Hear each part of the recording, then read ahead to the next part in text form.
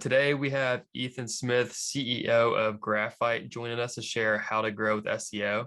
Graphite is a premium growth agency. They focus on SEO and content strategy that builds scalable growth engines for companies like Masterclass, Robinhood, and Netflix. Ethan, I'll let you take it from here. Please go ahead and share your screen. Everybody else, while Ethan is sharing his screen, please send in your questions using the Q&A section or the chat feature in Zoom. Ethan's more than happy to answer your questions. We'll also leave a couple of minutes at the end to answer any questions as well. The floor is yours, Ethan. Awesome. So I'm going to walk through our latest overview of how we approach SEO, and there's a few different pieces to that. So the first is assessing what the opportunity is and understanding where we should focus. The second is, given where we should focus and where the opportunity is, how we build an SEO strategy. Then once we have an SEO strategy, how to build a content strategy for those pages. Once we acquire the users, how to convert or engage them. And then last is how we measure success. So I'll go through each of those. A little bit about us, as you mentioned, Travis, we build out SEO and content strategies for companies like Netflix, Robinhood, BetterUp, Masterclass. And so we've tested our model over and over again and refined it. And to your question about intuition versus data, the more data we have, the more cycles we have, the better our model is, the better our intuition is. And so I'll share with you what our evolved strategies are based on many different cycles. So starting off with opportunity, I think the first thing that I want to highlight that's surprising to people is just the magnitude of the channel of SEO. And it's a lot of times not only the number one channel, but larger than every other acquisition channel combined. So you'll look at companies like TripAdvisor, Pinterest, Reddit. Pinterest grew early, largely via SEO.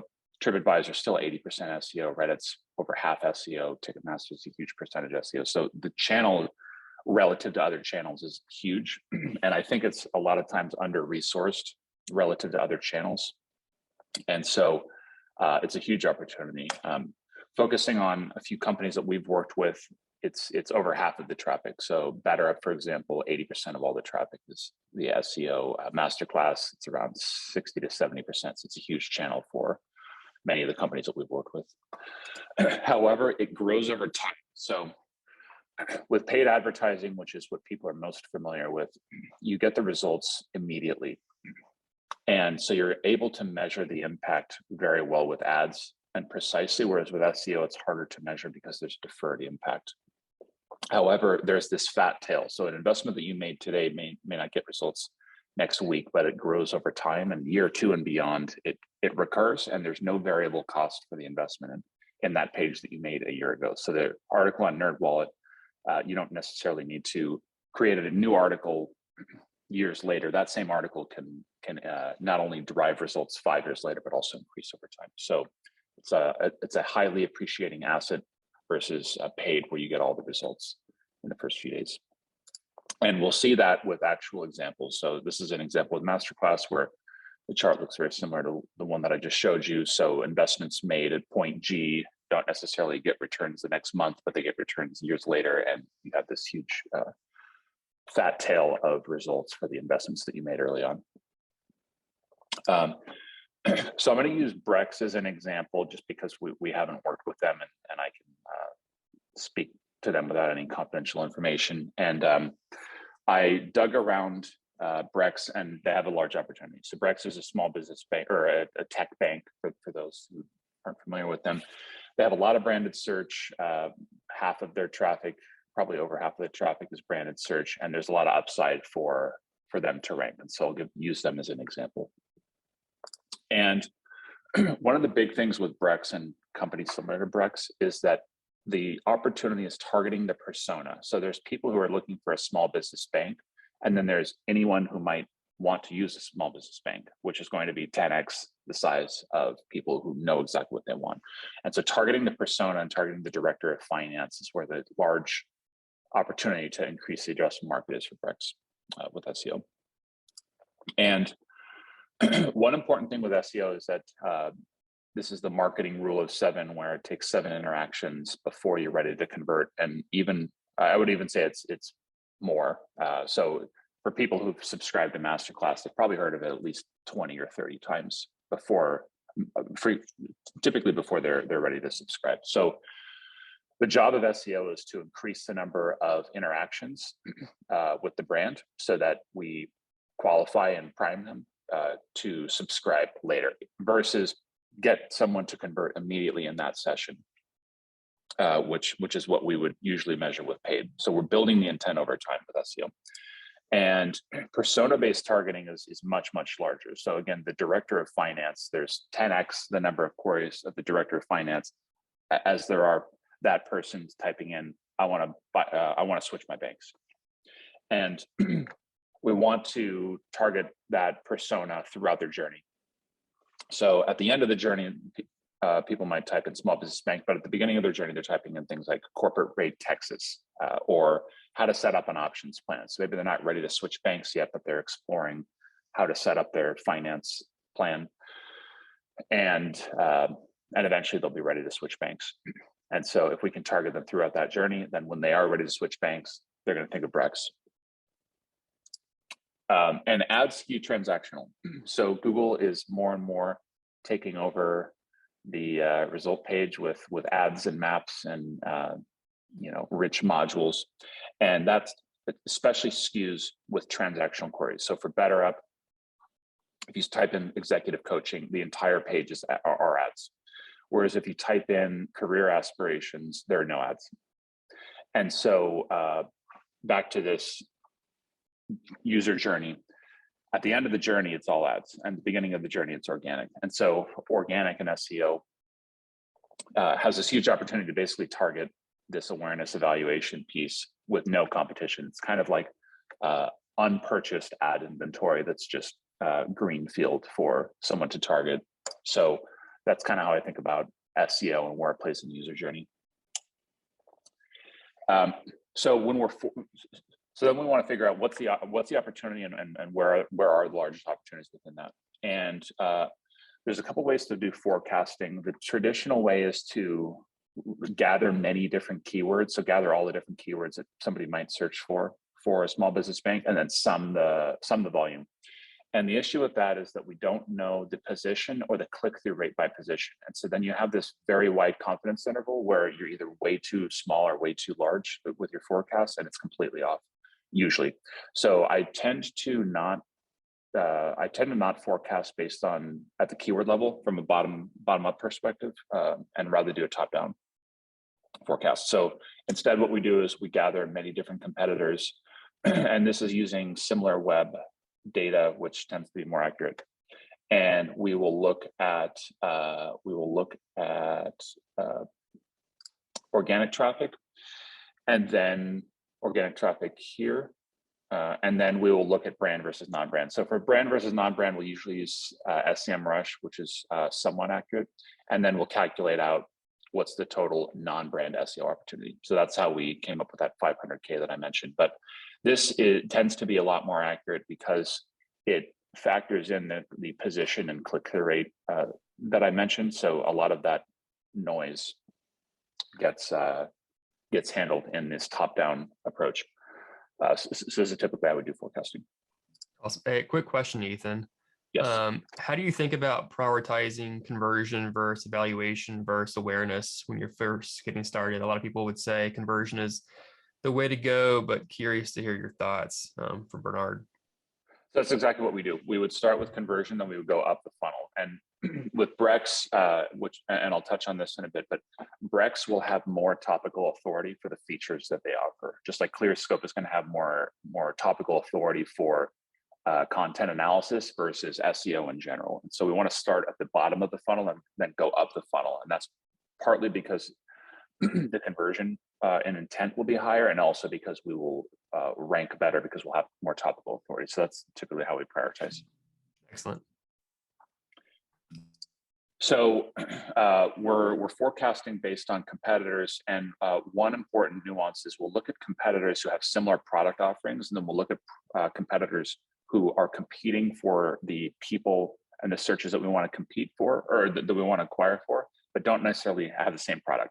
So these are similar products like Ramp and Expensify. And then there's companies like Nav or Investopedia or Tide who do not have the same product offering, but they're acquiring the users and searches that we want to acquire on. And we want to size that as well. So we'll look at those two different groups and then sum them, and then that's the opportunity. So that's where this 500K comes from. But again, to summarize, we're looking at not only product competitors, but people acquiring on the audience that we want to acquire on. We're doing persona-based, not just feature or product offering based. And we're doing top-down based on external benchmarks versus bottom-up keyword-based forecasting. So that is how we forecast. And now we figured out where the different opportunities are for Brex, and now we want to build an SEO strategy. So I'll jump into that. And let me just see if there are any questions. I think. Yeah, Bernard had another question. Yes, do you recommend? Kind of back to the beginning. It's like, do you recommend pairing your organic strategy with SEM to generate more impressions? Definitely.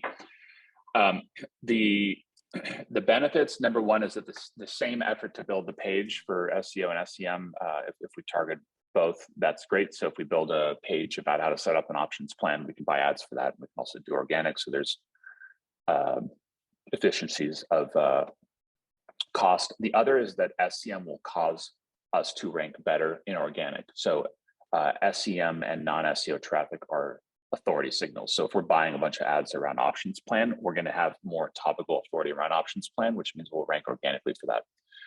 So for both of those reasons, it's good to pair the effort for that. Cool. So I'll jump into how to build an SEO strategy. So whenever building a strategy, we want to start with the intent of the user. And Google talks a lot about intent. And the way that Google talks about it is somewhat vague. So make good content, build a good product, which are true, but we want to be a little bit more precise and use data for that. So the three pieces, or the four pieces there, number one is topical authority. So again, if you're buying a bunch of ads on options plan, you're going to build topical authority. Second is what is the right page type? So if you're searching for how to set up an options plan, what page type and functionality do you want for that? The third is what's the content strategy, and the last is the engagement strategy. So if you publish an article about how to set up an options plan, did you get the answer to that? Did you learn? Are you able to actually act on that? So these are all feeding from what the intent of the user is, and this is one of the big changes in SEO over the past 15 years or so. So in the past, we would have 100 million. This is when Bernard and I first met. So let's gather 100 million different search queries for finance and have exact match pages for every single one of them, and spun text and scrape everyone else's website and chop up the sentences. So that was the old strategy. Obviously, Bernard and I wouldn't do that, but other people would do that 15 years ago. But the algorithms evolved, and the algorithm is optimizing for the outcome of the query. So you typed in how to set up an options plan. What was the outcome and the inputs for the outcome? Did you have the right page type functionality? Did you have the right content strategy? Did you have the right engagement conversion strategy? And we can break that down and use data. So and we're ranked based on those inputs, and we're ranked relative to the next best competitors. So Masterclass is not ranked against Wikipedia for negotiating tips. We're ranked against the other competitors who are ranking. So it's not about what our overall authority is. For example, it's our authority relative to the other competitors. And it's not about whether or not our content is good in the abstract. It's how does it compare with the other results that are ranking. And we can go through those results and measure ourselves on these dimensions of authority, design, content, and conversion relative to the other results that are ranking. And the more we fulfill the intent across these dimensions, the better we'll rank. And so Masterclass is a good example where Masterclass does not have as much authority as other sites like Harvard Business Review, or at least they didn't when we started building a strategy, but we won on these other dimensions, especially on the content side and on the engagement side. So let's break that down. On the design and UX side, so it's not just about having an objective or a subjectively good design. It's especially about the page type and the elements that are on the page. So a good example is if you type in best plus X for pretty much anything, like let's do best shampoo, there are not category pages. So 10 years ago, you would have category pages with a grid or a list of items, and now it's listicles. So you'll see all of these are listicles. So Birdie, Allure, New York Post, these are lists of items framed as an article with an intro and then snippets for each.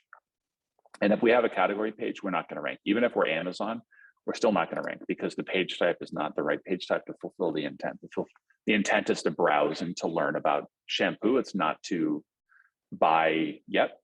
And so if we have the wrong UX and page type, then we will not rank for that. So step one is, given a particular query, what's the right page type and what are the elements on that? If we're looking for a restaurant or a hotel, we want to map. If we're looking at a product, we might want to buy that. So we want to make sure the page type is the right page type and the elements on that page type are all the right elements. So we do that by taking the queries that we want to rank for and looking for patterns. And I'll show you an example of that. So for corporate tax rate Texas, we can screenshot the different results for that and look for patterns. And one of the interesting patterns, and we'll just sort of screenshot this and put it in a Figma file so that we can eyeball the different patterns. So there's two patterns with corporate tax rate Texas. The first is that it's typically articles, and the second is that we'll have tables or maps. So let me show you that. If we go over here, yeah, so if we go at this one here, rich states, poor states, and this is an interesting one because this is not obviously a site with mass quantities of authority, but it's winning on the content and it's winning on the page type. And you'll see a map and you'll see a table. So it's not just the corporate tax rate of Texas, but it's the corporate tax rate of all the different states, which might not be obvious to us because if you're actually answering the query of corporate tax rate Texas, you just say what it is. Whereas the actual pages that are ranking are a table. So and probably that's because the intent of the user is they're looking at different options. They're looking at the corporate tax rate of Texas, which is pretty low, and they're looking at the tax rate of other states. And so in order to fulfill the intent, we need to know that. And if we look at some of these other examples here, like the center square, you'll see that again. So there's a table. And this is not a Texas specific page. So this is another interesting thing. We might be able to rank for corporate tax rate plus any state with a single page versus making 50 different pages. So we can do the same thing for any query, but we're looking for patterns that correlate with ranking. And those patterns then say to us, okay, so we should probably have an article, we should probably have a table, we should probably have a map, and mention the corporate tax rates of other states. And now we have some base requirements for what page we want to create to rank for that. Another quick question from Bernard, yes. kind of on the UX. Are there other common page types outside of article, listicle, directory, engineering widget that perform well? Yeah, the main page types that tend to rank are category page, so shampoo, grid of shampoo, listicle, which is an article of a list of items framed as an article, like what I just showed. Product page, so product page can be a page about a camera, a page about a restaurant, a page about a hotel, so it's a page about an individual item. Article and homepage. Those are the primary page types that we see the most often. Nice. And Bernard, we're getting a lot of questions from Bernard, which is exciting. Masterclass pages are rich with video. Yeah, so masterclass, it's a good example. And if you type in, video is always better. So if you type in how to dribble a basketball, for certain queries, you'll see a lot of video. And then for other queries, you might not, but you'll see video outranks. So for not all, but some of the masterclass articles will have video. when we've tested adding with video, the click-through rate goes up. Adding the video causes the rank to go up, and we'll add a video rich snippet. And then last, most importantly, the engagement goes up. And so the primary thing that Masterclass is trying to get people to do is to watch a video. When you watch a video, not only do we get this visit, but if you watch a video and it's branded as Masterclass, the intent increases significantly. And so the number one impact of video is to just make more out of the visit that you got, to showcase the product of Masterclass. And then the second is that it causes a rankings increase and it causes a click-through rate increase. Do you put in the title of the page? Yes. So we do, and I'll show you what that looks like. So we'll append it here. You don't have to, but it helps with click-through rate when you add with video, because people want to watch video. And again, we're fulfilling the intent better. People want to watch a video about how to poach an egg. And so so the result ranks higher and has better engagement. Tried like live example. I have not, but that sounds exciting. So adding live example, I'll try that out.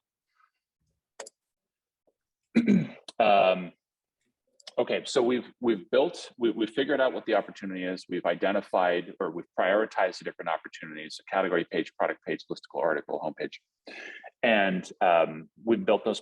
We figured out the requirements for which to be on these pages. We know that we want to map in a table for our option, or for our corporate tax rate page. Now we need to connect these pages. And Google finds pages via links. So backlinks are well known, which is people linking another site linking to us, but linking within our site is less well known. And we've seen a large correlation with Masterclass or a company or Brex linking to itself. So as Brex or as Masterclass linking to all the different pages on their site multiple times. It's not enough to just put the page in the sitemap. We need to link to it multiple times. So we've seen a strong correlation with links within the site with crawl and traffic. So the x-axis here is just linking to our poached egg article more within Masterclass, and then red is crawl and green is traffic. So basically more links means more crawl and more traffic. And we've seen this multiple times. So this is super important. This is typically not optimized well. And here's what that can look like. So with Thumbtack, I'll just show you that. We have these links at the bottom here, and this helps the bot find all the different pages on the site. And this causes more traffic and more crawl.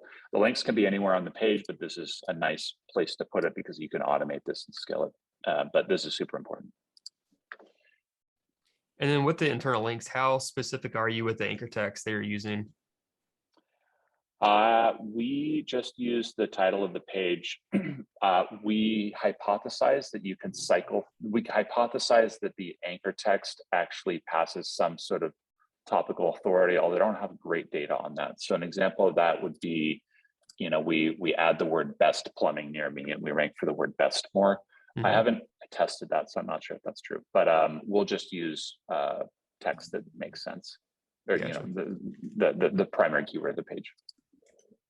But that would be an interesting test. Does the internal link? Yes. So Bernard's question is, what if we linked 10,000 times? Is 10,000 better than 9,000? And I don't know, but I don't think so. It's typically a sufficiency thing. So if you link at least, let's say 10 times or 20 times, that's better than 5, but it caps out. So it's more like a log curve and it's sufficient. So 10 to 20 links is sufficient. You don't need to link 10,000 times. And then I've heard that using a broad range. Yeah, I think that's true. And I would love to test that. So on the internal link piece, we can also measure that. And we can measure that with Screaming Frog. So what I will do is I'll just show you what that looks like. So we're looking at Branch's blog, and I will test that by going to the robots. Go to the robots, then you get the sitemap. Sitemap is here. There's a sitemap index. So you see that here. There's multiple of those. And then I will use Screaming Frog, and I'll show you what that looks like really quickly. I'll let people look at a Screaming Frog tutorial separately on YouTube, but just to show you how we can quickly gather the number of internal links. We'll load Screaming Frog, and then we'll take the sitemap, and I will show you that really quickly. So here's Screaming Frog. Then we go here, we go into the list mode, and then we upload, we download XML sitemap, we paste that in, and then we start crawling. And we have all those sitemaps here. And now it's crawling. And I won't crawl the whole site, but just to make sure everyone knows. So now it's crawling. And this will then give us a unique inlink here. And that tells us whether or not we don't have enough internal links. So I'll show you that here. So now we have this, and we can see that the majority of the posts on Branch's blog, which is great, don't have enough links. So Branch has published all this great content about how to grow mobile apps, but we're not linking to it enough, and so the bot can't find it, or at least it doesn't crawl it as much as it could, and then it doesn't get as much traffic as it could. So we can precisely measure whether or not internal links are an opportunity, and it is, and it's almost always a large opportunity, and this is how we can assess that. So we've identified the opportunity. We've prioritized the different opportunities. We figured out the right page types by intent. We figured out the requirements of the pages. We've connected them with internal links. Now we need to build amazing content. So let's jump into that. One more question about links. David asked, does a relative link versus link or full link matter? No, all the links are the same. So this is if the link is /article/path or masterclass.com/article/path, relative links and absolute links are the same. And people almost always use relative links. But it doesn't matter. Perfect. Great. So let's jump into content. So a few key concepts. Concept one is that topics are the new keywords. So when Bernard and I started, we would have one page per keyword. And so we were doing keyword level targeting, and ads, paid searches the same. We're targeting individual keywords or broad match keywords. Now we're targeting topics, and a topic is like a concept or a single URL or a single article. So for the how to set up an options plan, that is a concept with a single article, and that article is ranking many different keywords versus one page per keyword. And here's an example of that, and this is interesting. So if we look at how to set up an options plan, actually nobody's even typing that in. So and we didn't know that, but if you look at the topic level, it's popular, and so people are typing in things like employee stock option plan. And I might not think that to add employee, so I don't even necessarily know what the keyword should be, but I know the concept of the topic. So then we want to find the keywords that are mapping to that. So employee stock, and you'll see that it's similar but not quite the same. So example, or for startups specifically, or a template. And if we had an article that didn't have an example, or it didn't talk about startups, it only talked about non-startups, we're not fulfilling the intent of that topic. So it's important to understand the keywords that map to this topic so that we can understand all the different subtopics. And the other thing is the opportunity. So if we looked at how to set up an options plan, we would never make a page about it, because we would say that there's nobody searching for it. But the actual search volume for this topic is thousands of people. And when we're prioritizing this versus something else, we want to know the search volume of the topic, not of the single keyword. And we would be wildly inaccurate and make bad decisions if we only looked at this one keyword. So this is super important. The next thing is topical authority.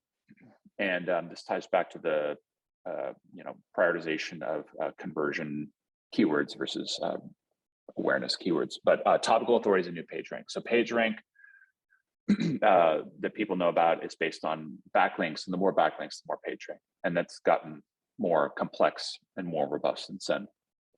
And so there are new inputs into authority, and then authority has topical relevance. So the new inputs to authority are social shares, branded search, anchor text for backlinks. If we're buying a bunch of ads on the options plan page, that gives us authority. So there are more inputs than backlinks.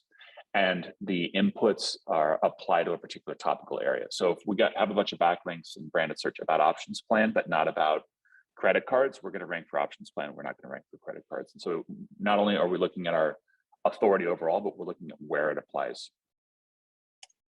And and this is an example with Brex. So branded search, people type in the brand and then they type in a phrase. So branded search plus Brex plus credit card. So now we have more authority for anything containing credit card. We have more topical authority for keywords containing corporate. And even if we're just ranking for something and we have good engagement, like vision statements, we're going to rank better for that as well. Same with LLC, and you'll see Brex ranking for a bunch of LLC type queries. So their topical authority are all of these words. So the simple way to assess what your topical authority is just go in Google Search Console and look what you're ranking for, and that's where you have topical authority. And again, we are ranked relative to other companies. So Brex is ranked when they are competing on LLC tax benefits. We're not competing with Wikipedia necessarily. We're competing with the other results that are ranking for LLC tax benefits. So it's all relative. So Masterclass. When Masterclass started, they did not have authority for food or for photography. They had authority for the names of the celebrities. So they had authority for Gordon Ramsay or Anna Leibovitz, but not for pizza. And when we started, we did topics that were adjacent to that. So rather than talking about pizza and salad, we talked about beef Wellington, or we talked about salmon, which Gordon Ramsay is known for. So we have topical relevance for Gordon Ramsay, and then we have topical relevance for topics that are adjacent to Gordon Ramsay, which are things that he is known for, versus food in general. And so we started with beef Wellington, salmon burger, and then we expanded out from there. So back to the example, back to the funnel, and the question about where to start. We want to start with what we're known for, but then we can expand out from that halo. And we can prioritize topics based on opportunity and not just on volume. So we talked about the topics being the sum of the volume for all the different keywords. So for gross revenue, it's, or let's take types of LLC. So it's the sum of all these. And then it's also where we're topically authoritative. So Brex, for example, is again authoritative for LLC. So we pulled out, if we were to work with Brex at Graphite, and we used our strategy, these are the first topics that we would focus on. And again, this is based on what's popular, but also Brex specifically is going to outrank for these types of topics faster. And LLC in particular, we want to focus on. So this is how we would do an initial topic strategy for Brex. And Bernard asked ways to generate more of these types of branded searches. Yeah, so how do we grow more branded search? And the way that we grow more branded search is brand marketing in general. So if we buy a TV ad, like Ticketmaster, or sorry, TripAdvisor will do TV ads saying, go to Google and type in, you're traveling to Santa Monica, type in Santa Monica Hotels TripAdvisor, which is a great way to get people to type in TripAdvisor and a city name. And every time somebody types in TripAdvisor Santa Monica, they rank higher for anything containing Santa Monica and hotels. So brand marketing, TV ads, display ads, YouTube ads. Masterclass buys a ton of YouTube ads. And then when people watch that, they go to Google and type in Masterclass Gordon Ramsay. So there's a bunch of different ways to grow branded search, but in general, it's brand marketing. So we identified any advice on taking advantage of an exact match domain? Yeah, so an exact match domain. Good question. An example there would be, let's do Chase Center seating chart. And SeatGeek is number one. So this is a good example. So SeatGeek has the word seat in the domain.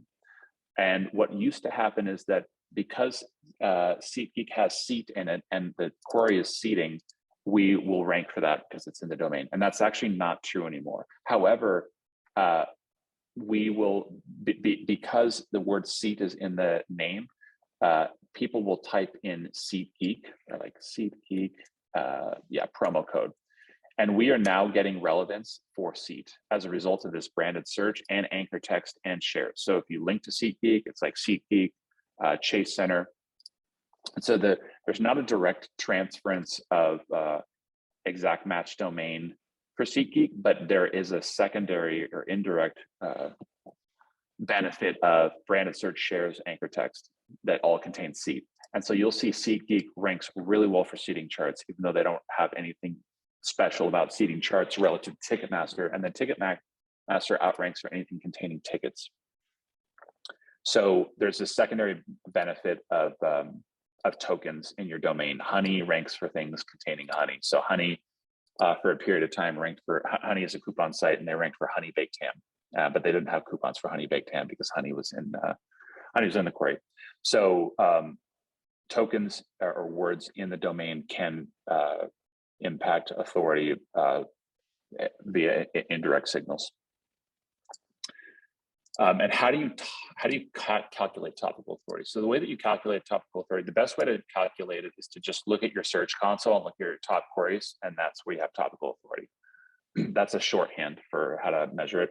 The secondary way to do that is to look at anchor text for backlinks, look at which pages are shared the most, and then branded search. So, or actually, let's do clear scope, and I will look at keyword discovery, and I'll type in Brex, and then I'll look at all the different words and phrases that co-occur with Brex. So like credit card here, or card, or business card valuation. So all of these things are where we have topical authority for Brex. So this is how we can measure it. And then we can measure this relative to others. So how many people type in Ramp credit card or Silicon Valley Bank credit card, and then how do we compare relative to them? And that's how we can calculate topical authority. Have you considered doing an n-gram analysis? Yes. So that's exactly what we'll do. So we'll take Search Console, we'll do an n-gram analysis. So an n-gram analysis is where we break this up into words and phrases. So the word card occurs this many times, and business and valuation. And so yeah, we'll do an n-gram analysis to measure that. Cool. So we've figured out where the opportunity is. We've figured out the right page types for the different intent clusters. We've sized them. We've prioritized which pages we want to create in what order. And now we want to make some amazing content. And Google says make good content, which is great. And so I'll write an article and I'll say that I think that it's good, and nobody finds it, and it doesn't rank that well. And good content is not subjective in this case; it's algorithmically assessed. And ultimately, what the bot is looking for, it's a few different things, but it's especially looking for comprehensiveness. And let me show you an example with butter lettuce. So with butter lettuce, for example, Masterclass ranks for butter lettuce. And the reason why they rank for butter lettuce is because it's, among other reasons, it's comprehensive. So if you look at butter lettuce and the topic level, it's ranking for hundreds of different keywords. And it's ranking for things other than concepts other than butter lettuce, like, is it healthy? Or how does it compare with Bib or romaine lettuce? Is it good for you? What are the health benefits? What are the nutritional values? So people are clearly interested in the health aspect of butter lettuce. And so when we're figuring out the what content we want to put on the article, we want to look at the different themes. So for stock options, again, employees versus startups versus examples versus incentive, different types of stock. And we want to make sure that we're figuring out the right outline. And so whenever we're publishing an article, we want to figure out what that outline is. And there's a few different inputs. So one is what the different themes are within the keywords that we're targeting. We can also run a clear scope report and look for themes for that. So here for butter lettuce, we're looking at folate. People mention folate when they're writing about butter lettuce and the health benefits. So these are all inputs to tell us what themes are people interested in when they're searching for butter lettuce or a stock options plan. And this is, again, a key way where we can outperform others. So part of the reason why Masterclass ranks for butter lettuce over Food Network is that Food Network has gaps in its content. It's not comprehensive. And so it's not fulfilling the intent of that whole keyword cluster. And a big competitive advantage as well is that I think most people only target the head term query. So we are only looking at butter lettuce. We're not looking at the health benefits or how it compares with bib lettuce. So if we have a great ClearScope score for butter lettuce, but we do not for healthiness. So here, the Masterclass article, for example, has a great ClearScope score for butter lettuce, but it has a B- for healthiness.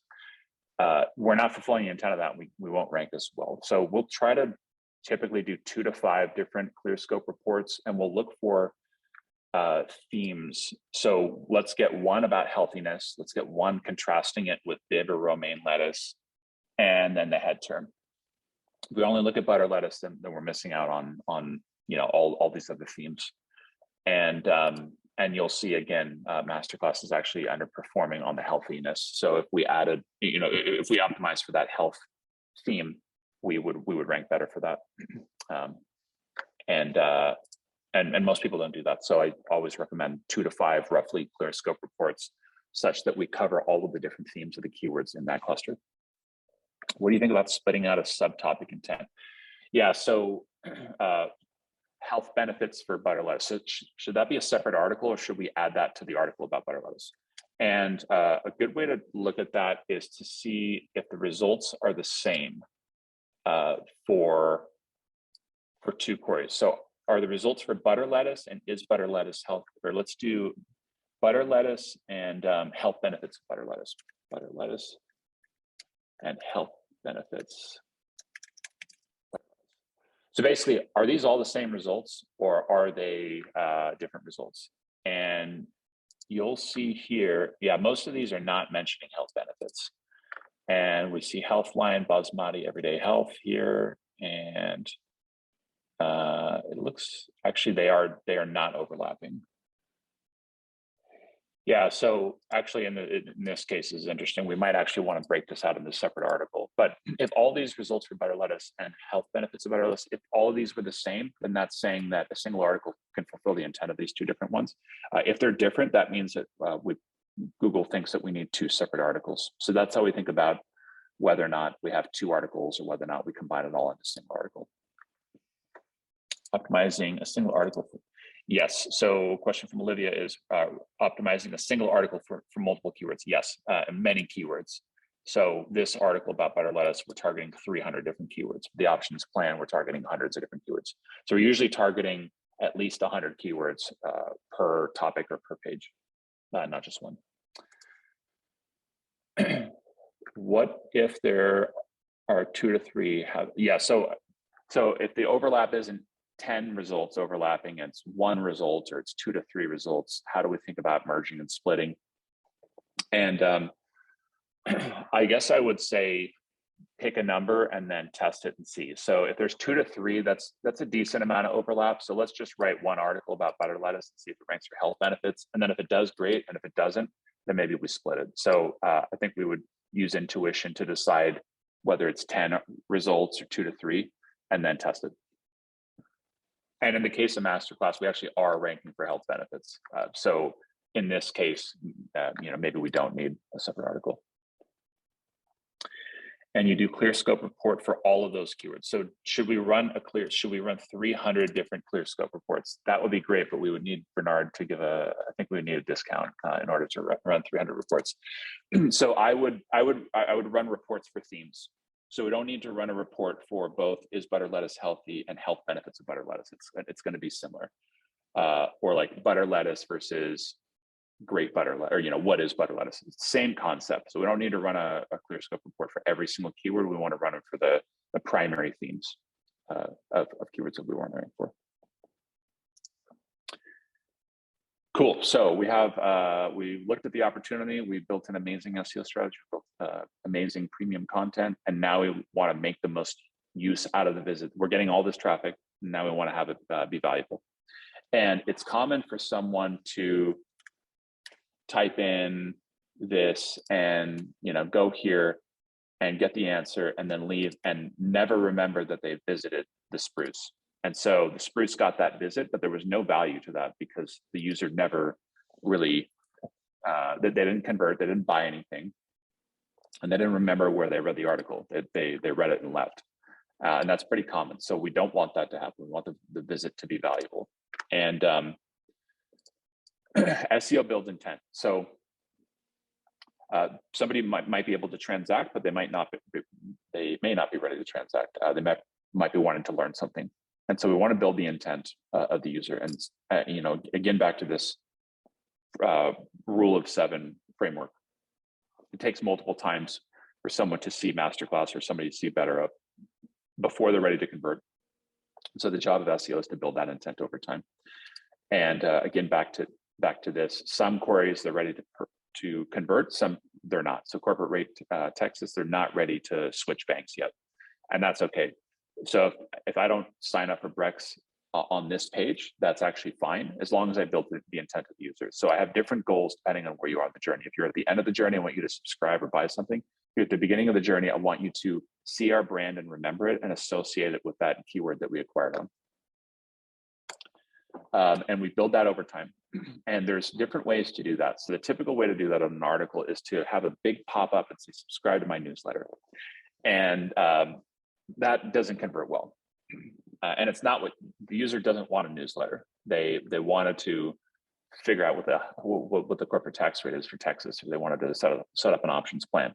So a newsletter is not fulfilling their intent, but a video is. So there's different ways that we can build the intent of users. So with Masterclass, we have videos, and we'll push users to watch video trailers. And on this salmon article, we'll get somebody to watch a trailer of the Gordon Ramsay class and of Masterclass. And now this person who did not, maybe hadn't heard of Masterclass, they just wanted to understand how to cook salmon. They watched this trailer, now they remember Masterclass, and they associate Masterclass with cooking. And they're not ready to subscribe to Masterclass today, but when they are ready to learn more about cooking, they think of Masterclass because they've seen this article and 6 other articles. We've built their intent and their awareness and association with Masterclass and cooking. So video is super effective. And even if the video isn't about, even if we don't have a video about salmon, even if we just have a video in general about cooking, we can still get you to watch that video. And same with corporate Texas. Maybe we don't have a video about corporate tax rates. We just have a video about how Brex is a great bank. You could still have that on the page and build the intent of the user. Quizzes. So quizzes works really well. Will today's webinar be going on YouTube? I don't know. Yes, it's recorded. It'll be on YouTube. We'll send it out tomorrow. Yeah, so quizzes work really well. And I'm looking for a golf driver, and I come here, and this site is asking me questions about what I want, or am I looking for women's or men's club, or what is my height? And this works well because my intent is to get a golf driver that works for me. And these questions help the site understand what I need. And so it helps me. So it's fulfilling my intent versus the newsletter, which does not fulfill my intent. And so I answer a question here, and then I go into a quiz. This is super effective, and it builds the intent of the user. It shows, doesn't tell, what Curated does. So Curated is a site that matches golfing experts or snowboarding experts, and they recommend what products for users. And so we're showing what the product and what the value proposition is versus a big newsletter like Sign Up. Curated has experts, telling you how great we are. We're showing you how great we are, and it's relevant to the intent that you came in on versus disruptive. So quizzes can work really well. Images work well too. So one of my favorite examples of a 5-year plan. So a 5-year plan, some people know that they want executive coaching. Some people don't, and they're just looking to improve in their career. So they type in 5-year plan and they read this article, and then these images are really engaging, and we have this Better Up logo here. And this is not in your face disruptive, but you're associating the brand of Better Up with 5-year, improving in your career, building a 5-year. So when you are ready to get a coach, you think of BetterUp. Other things are widgets like a mortgage calculator. HubSpot has templates, and you download them. You get a PDF, you get an email with something. BetterUp could have a 5-year plan spreadsheet that you download. So all of these things build intent, and better than the email newsletter generic pop-up. I know we only have 8 more minutes, so I'm going to jump over to measurement. And Kenzie had a question. How do we manage that bow food type keywords with X software? Do we approach? I'm not actually sure, Kenzie. Sorry about that. I don't fully understand. So how we're measuring this, again, this SEO drives impact over time. So if we don't get results in 1 month, that's okay. And if we need results in 1 month, we should not work on SEO. We should work on paid or other channels that are going to get us results faster. But if we can make longer term bets, then we should focus on SEO. So typically we'll recommend have a portfolio approach. So you have some long-term bets on SEO, have some short-term on ads, have some mid-term on social and PR, and have a portfolio so that we're not purely dependent on buying ads forever. And if we don't get results in 3 months, don't panic. So this is another mistake. We have a great strategy. We build all this great content, and we're not getting results, in 3 months. That's okay, as long as we see leading indicators that over time we're going to see a chart like the green, and we can measure that over time.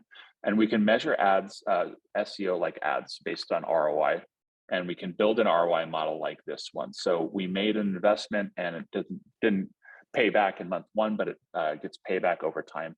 And each article or page that we publish, it'll increase in traffic over time. So we can basically look at the payback. So if we get a payback, let's say 6 or 9 months on SEO, like we wrote an article and in month 9, we got enough visits and conversions or intent from that, now we know that we should double down. And if we're not, if it's taking 5 years to get payback on each article, then we should spend less money. And same with ads. If we're getting payback, if we're getting great payback, we should buy more ads. And if we're not getting great payback, we should buy fewer ads. And so we should measure SEO in the same way that we do ads, based on ROI and payback. And again, it's going to get payback over time. And this actually happens. So with SEO, this is not linear. This is a curve with Masterclass. So it grows over time and it compounds. And similar with BetterUp. So you'll see that this is sort of curving up as well, and it's compounding and it's multiplying. And even if we didn't get great results at month 3, if we had stopped, then we would not have this really nice curve that probably kicked in around month 9 or month 12. So this curving actually happens. And last is that SEO is not mysterious, it's magical. And by that, what I mean is that it's mysterious in the sense that Google doesn't give you the algorithm. You have to figure out the algorithm with data and testing and infer it. But if you figure it out, it's magical. So if you can get a curve like this with, if you can get 80% of your traffic in a curve like this, that's pretty great. To do that with email or to do that with any other channel, to do that with PR would be impossible. You can't get charts like this via anything other than ads, really. By and large. So SEO is magical. No mention of building backlinks. So backlinks, backlinks gets into how do we actually grow our authority. And there are different inputs. So backlinks, getting viral content that's shared a lot, getting more branded search via brand marketing, all of these things can be effective. I didn't want to go too much into backlink building just because there's a lot of information online. Brian Dean has a good class on backlink building. So I don't have unique things to offer on the backlink building side, but building backlinks is great. And the way to measure that, the way that I measure that is referring domains and then looking at the anchor text and seeing what themes the anchor text is around so that we not only build links, but we build topical authority around that.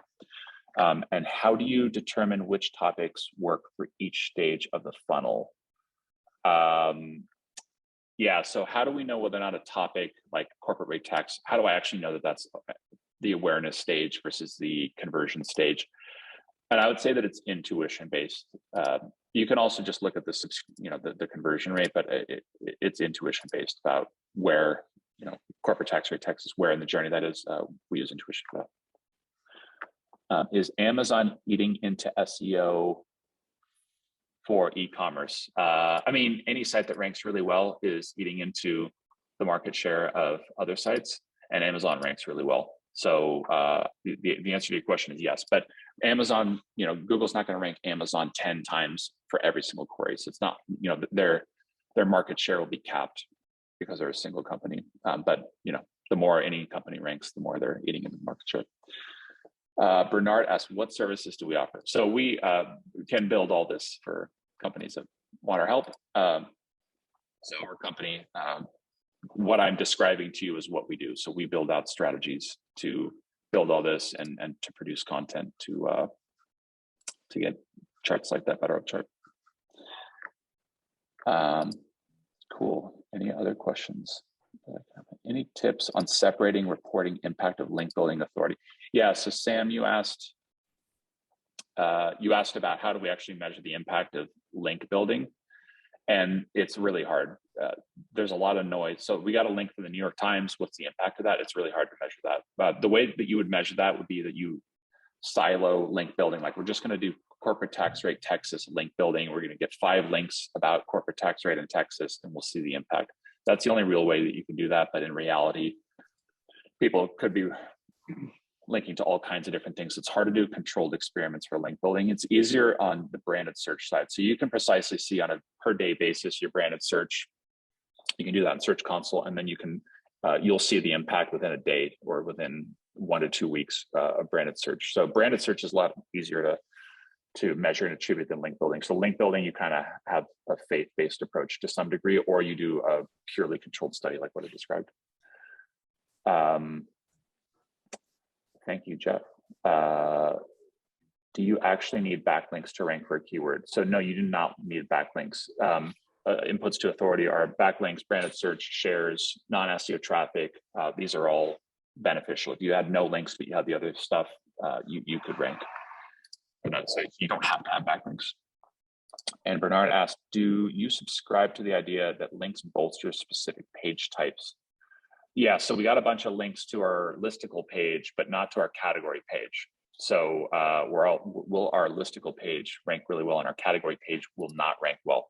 And I don't agree with that. I don't think that that's true. I think that it transfers authority to the domain overall. And then also, like, let's say that we had one page that did really well, that'll transfer page rank to other parts of the site. And there might be a logarithmic fall off of the authority transferred, but I don't think that it's purely at the page type level. I think that it's at the page and link level, more so than a particular page type. Now, before we wrap this up, don't forget to share, like, and subscribe so you don't miss out on more great content from the industry's best SEOs, content marketers, and content strategists. The ClearScope webinar series happens every week and helps SEO content creators of all skill levels advance their knowledge. Hope to see you. Tune in next time.